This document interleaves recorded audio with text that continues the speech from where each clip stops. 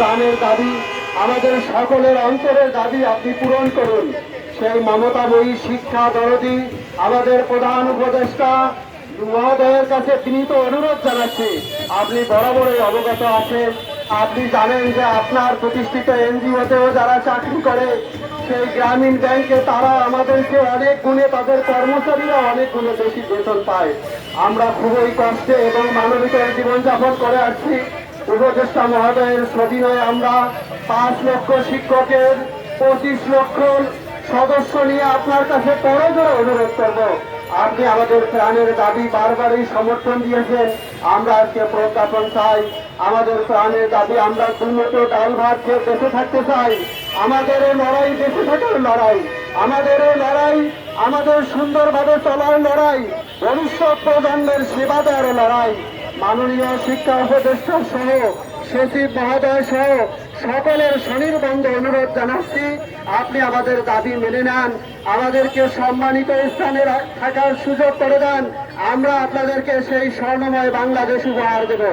আমরা শিক্ষার্থীদেরকে সুশিক্ষা দেব, দেশের ভবিষ্যৎ প্রজ্বলিত করার জন্য সর্বময় দায়িত্ব আমরা পালন করব। আমি আবারও অনুরোধ জানাবো, আমাদের প্রাণের দাবি বরাবরই যেটা আশ্বস্ত করে আসা হয়েছে, আমরা গত ঈদে এখানে ঈদের নামাজ পড়েছিলাম, আমাদের দাবি মেনে নিতে চাওয়া হয়েছিল, কিন্তু আমরা সেই সিটি বোনাস 25% যা দিয়ে আমাদের একদিনের বাজার খরচও চলে না, আমাদের এই 12,500 টাকার বেতন দিয়ে 1 সপ্তাহ চলে না, আপনি আমাদের বেতন বৃদ্ধি করে দেওয়ার ব্যবস্থা করেন, আমাদের সরকারি নিয়মে যাবতীয় পাওনাগুলো দেওয়ার ব্যবস্থা করেন। এটা আমাদের সকলের দাবি। আমি আবারও সকলের পক্ষ থেকে অনুরোধ করব, আমাদের এই দাবি আপনি মেনে নিয়েছেন, আমরা প্রজ্ঞাপন চাই, আমরা বাস্তবায়ন চাই। আমরা আর শিক্ষকরা রাস্তায় থাকতে চাই না, আমরা শিক্ষা প্রতিষ্ঠানে গিয়ে আপনাদের সন্তানদের শিক্ষা দিতে চাই, আমরা আদর্শ শিক্ষা দিতে চাই। আর আমরা যারা বিশেষ করে দূর দূরান্তরে রয়েছি, অনেক দূরে লালমনিরহাট থেকে সেই মুন্সিগঞ্জে চাকরি করতেছি, বাড়ি ভাড়া নাই, বদলি নাই, সকল বৈষম্যের শিকার হয়ে পিষ্ট হয়ে যাচ্ছি। একদিকে আমাদের অর্থনৈতিক কষ্ট, অপরদিকে পরিবার থেকে 400 কিলোমিটার দূরে, তারপরে আমরা সব কিছুতে আমরা বঞ্চিত হয়ে আছি। আমাদের প্রাণের দাবি, আমাদের শিক্ষার্থীরাই তো এই অভ্যুত্থানের মাধ্যমে দেশ স্বাধীন করে দিয়েছে, আপনারা আমাদের দাবি মেনে নেন, আমাদের শিক্ষা প্রতিষ্ঠানকে জাতীয়করণ করে দেন। শিক্ষার্থীদের তো বড় পাওয়া, তারা যদি বিনা পয়সায় পড়ালেখা করতে পারবে। আবার যদি গত বৈষম্য যদি থেকে যায়, সরকারি বিদ্যালয়ের শিক্ষার্থীরা মাত্র 30 টাকা বেতন দিয়ে পড়ালেখা করতে পারে, কিন্তু বেসরকারিতে তাদের অনেক টাকা গুনতে হয়।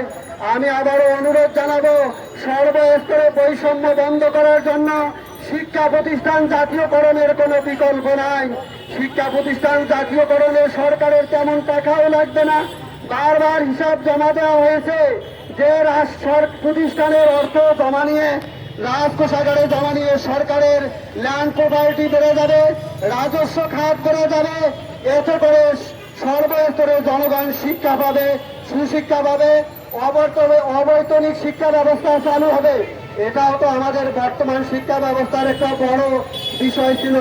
আমি আবারও প্রধান উপদেষ্টা সহ মাননীয় শিক্ষা উপদেষ্টার সবিনয়ে আবার অনুরোধ করব, আপনারা আমাদেরকে যা আশ্বস্ত করেছেন, আমাদের প্রাণের দাবিকে যে সমর্থন জানিয়েছেন, আমরা তার বাস্তবায়ন চাই, আমরা তার বাস্তবায়ন চাই।